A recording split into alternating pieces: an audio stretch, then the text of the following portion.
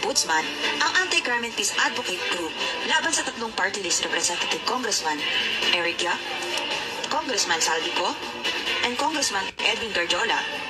Posibleng maharap sa kasong graft and corruption dahil sa pagsusupply umano ng peking materyales na pinondohan umano ng worth 50 billion pesos.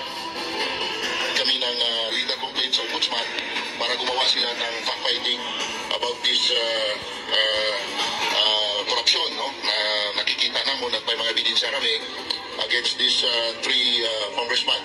Based on our evidence, may mga sinasabi dating anumulos, no, ng mga transactions na umabot sa 50 billions pesos na pera ng taong bayan.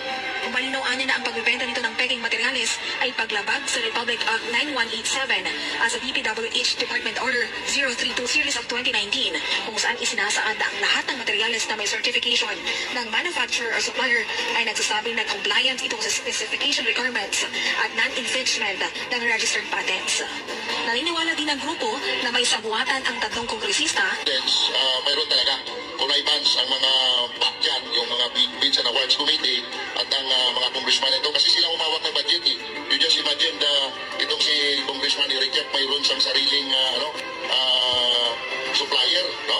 Siya ang nagsusupply ng mga fake na mga slop materials doon sa mga landslide. You just imagine, nandito sa Sengke, may copy siya.